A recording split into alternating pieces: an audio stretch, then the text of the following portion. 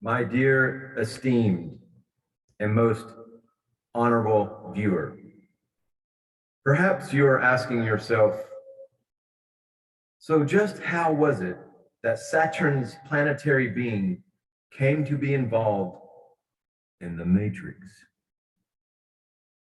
A fellow planetary being? It can only be conjectured at this point. Firstly, Saturn's planetary being is named Set, Typhon, a hermaphrodite, both male and female. Yes, Saturn was indeed a sun in our solar systems long past. Its rings were remote viewed to be living back then, not the debris field or transducer array as they are now. Something unknown happened to Saturn long ago, for it both to have died as a sun and for the planetary being of Saturn to have made such choices as overlooking that a planet is a living being.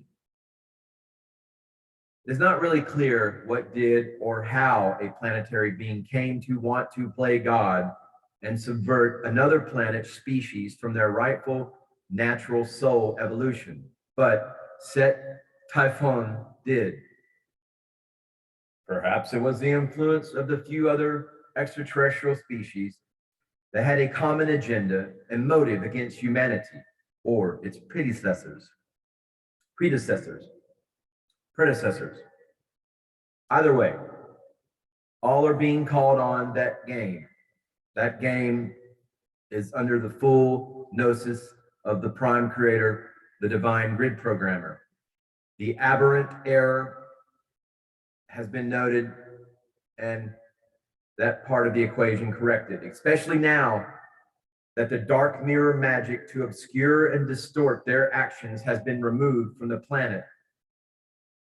They can no longer hide their actions or as just bending the rules to all the councils and various soul origin sources of each of us.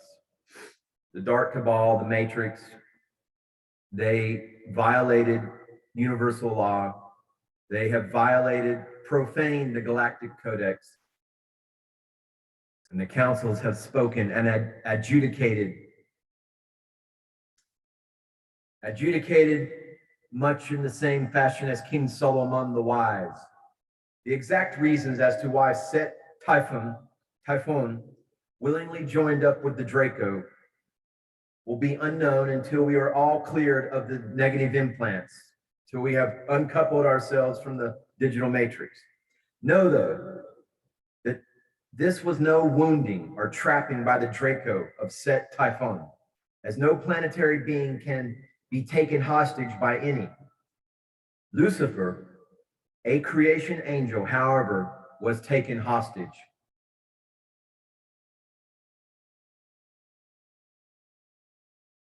Before we go into any more depth about the Saturn moon matrix, that layer, that facet of the AI matrix, the component part of that overall frequency fence / digital matrix, and the roles that Set Typhon played here in the dark magic rituals of the programs and covens, we need to extricate Lucifer from the done on purpose conflation of him with Satan or the devil. The following is what Tanakh said of the real Lucifer on the old Cosmic Voice radio show. Tanakh, and I quote, Tanakh, Lucifer was one of the original creation beings that was brought into this universe to help handmaiden creation. These beings are generally referred to as being the lesser gods of the classical gods. He was another one of them, speaking of Lucifer. He took the fall for some pretty major stuff that he was not actually responsible for. And as a consequence, his name has been smeared big time. And that whole name is a trigger for a lot of people. So I am trying not to offend people's sensitivities here, but, quote, this is not the droid you are looking for. This is not what it was claimed to be. That whole story eventually will come out. Now is not the time because there is still so much programming involved in people for them to even grasp what has happened. Just know that Lucifer became the universe's biggest fall guy or somebody else's crime. So here's another piece of the story that Tanith knew would come out. As stated in the recent Truth, Honor, and Integrity radio show, Shane said this about Satan. Thomas, what entity are the sexual abuse and ritual sacrifices being made to, and how can we stop this? And Shane replied to Thomas's inquiry, and I quote Shane, well, there is more than one entity. The main one, I guess, would be that fictional character known as Satan. Truly, all that is a thought form, and it is a thought form that was created for all the different cults to send a very dirty, dark, gross type of energy to. And all of those programs that were involved in creating all of that energy were sending it to that spot. What can we do about that? Well, honestly, I wish I had an answer for that, but I don't have an answer for that that hasn't already been covered with what I say is a solution to any other problem that we face, which is that process of empowering ourselves. I think that once it gets to a point where enough people have done that, that these things just cannot exist anymore.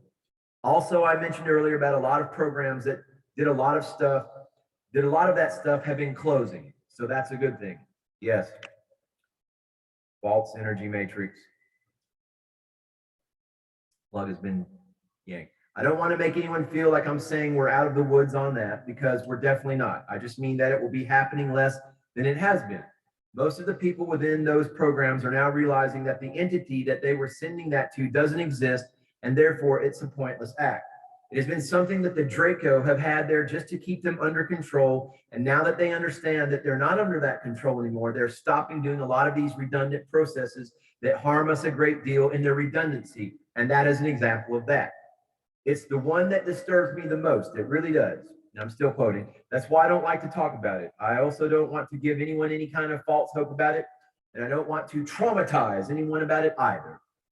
There's plenty of information out there, but I do think that everything combined that is coming, puts an end to that, both through their own systems and them realizing that it is redundant and us rising above it, so to speak. There's been an aspect of that that's just in the generational programming, right? That third generation of abused person reenacting that abuse on their own children.